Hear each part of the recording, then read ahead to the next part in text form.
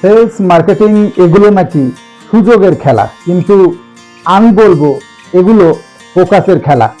যার ফোকাসটা যত ভালো তার টার্গেট অ্যাচিভমেন্টটা আসলে ততটা ভালো।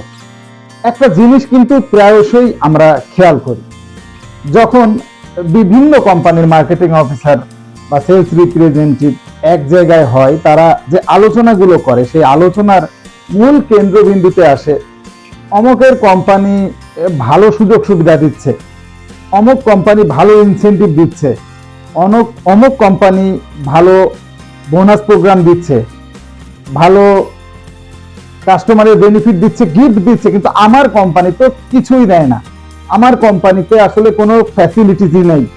এই যে অন্যের কোম্পানি কি দিচ্ছে এইটাকে নিয়ে নিজে যে ডিপ্রেশনে পড়ে যাওয়া, এইটা কিন্তু খুবই খারাপ। এবং সব থেকে ডেঞ্জারাস ব্যাপার হলো এখনকার সময়ে এই জিনিসটা খুব করে দেখা যাচ্ছে। বিগত 4-5 বছর আগেও এই জিনিসটা কিন্তু ছিল না।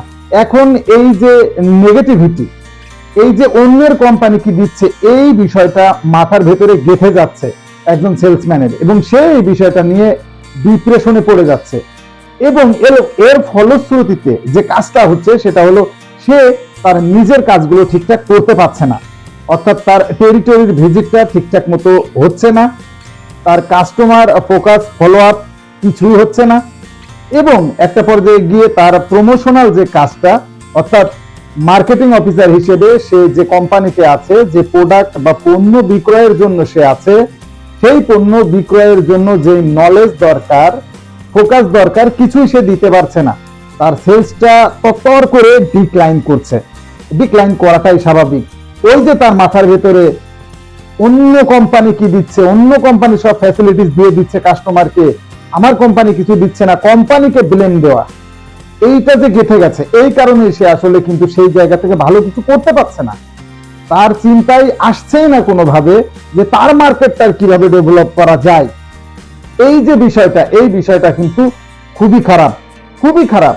কারণ তুমি প্রতিদিন অন্য কোম্পানি কি করছে এই বিষয়টা নিয়ে যতটা চিন্তা করছো, সেই সময়টাতে যদি তোমার নিজের মার্কেটে একটু ফোকাসটা দিতে, যদি তুমি একটা কাস্টমার বেশি ভিজিট করতে ওই সময়টা ওই কাজে ব্যয় না করে, তাহলেই কিন্তু খেলা ফাইনাল হয়ে যেত, তাহলেই কিন্তু তুমি টার্গেট অ্যাচিভমেন্টের দিকে এগিয়ে যেতে।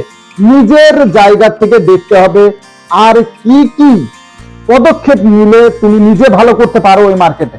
হ্যাঁ, অন্য কোম্পানি কি করছে, অন্য প্রতিযোগী কোম্পানি কি পদক্ষেপ নিচ্ছে মার্কেটে ভালো করার জন্য, সেগুলো নিয়ে খোঁজ খবর রাখতে হবে, খেয়াল রাখতে হবে, কিন্তু সেটা প্রতিযোগিতামূলক নয়। সেটাকে নিয়ে হতাশার ভিতরে ডুবে যাওয়া যাবে না। হ্যাঁ, আমি জেনে রাখলাম, কিন্তু আমাকে তো আমার প্রোডাক্টটা সেল করতে হবে। আমার কোম্পানির যে পলিসি, সেই পলিসির বাইরে গিয়ে তো আমি প্রোডাক্ট সেল করতে পারবো না। সুতরাং মাথার ভিতরে রাখতে হবে ফোকাসটা দিতে হবে কোথায়, কাস্টমার পয়েন্টে। ফোকাসটা দিতে হবে কোথায়, টার্গেট অ্যাচিভমেন্টে, আমার নিজের টার্গেট অ্যাচিভমেন্টে। কোম্পানি কিছু না দিক আমাকে, অন্য কোম্পানি সব দিয়ে দিক, জমি জাতি সব লিখে দিক, আমার কোম্পানি আমাকে কিছুই দেয়নি, শুধু প্রোডাক্ট দিয়েছে, প্রোডাক্টটা সেল করতে হবে। এবং সে আমার সময়টা কিনেছে শুধুমাত্র ওই প্রোডাক্টটা সেল করার জন্য। এই ফ্যাসিলিটিস আমি তোমাকে দেব, এই ফ্যাসিলিটিস নিয়ে এই প্রোডাক্ট বা এত টাকার পণ্য আমাকে তোমার সেল করে দিতে হবে পার মান্থ। এই চুক্তিতেই তো আমরা চাকরিতে জয়েন করি। এইটা মাথার ভিতরে রাখতে হবে। কোম্পানির পলিসির বাইরে কিছু করা যাবে না, পলিসির ভেতরে থেকেই করতে হবে এবং চিন্তা করতে হবে আমার পলিসিটাই বেস্ট। তাহলে একটা জিনিস পরিষ্কার হয়ে থাকবে তুমি, যে তোমার সেলসটা কখনোই পড়বে না। তুমি অন্যকে নিয়ে চিন্তা না করে নিজেরটা নিয়ে ভাবো, এবং সব সময় একটা জিনিস ভাববে, এটা কিন্তু তোমার সেলস সাইলেন্ট কিলার হিসেবে কাজ করে। ঢুকে ঢুকে তোমাকে মেরে ফেলে দেবে, তোমার সেলসটা একেবারে মাটির সাথে মিশিয়ে দেবে, তুমি কিছুই টের পাবে না। এই কারণে এর ভিতর থেকে বেরিয়ে চলে আসতে হবে, এবং অন্য কোম্পানি তোমাকে কি দিচ্ছে বা আদার কাস্টমারকে কি দিচ্ছে সেটা চিন্তা না করে তুমি তোমার কোম্পানিকে কতটুকু দিচ্ছ, তুমি তোমার কোম্পানিকে কতটুকু দিলে, এই বিষয় নিয়ে চিন্তা করো। তাহলে কি হবে, তাহলে দেখবে তোমার সেলস কখনোই পড়বে না এবং তোমার ফোকাসটা জায়গা মতো থাকবে, অর্থাৎ টার্গেট অ্যাচিভমেন্টে থাকবে, এবং তুমি দিনকে দিন অবশ্যই ভালো করবে।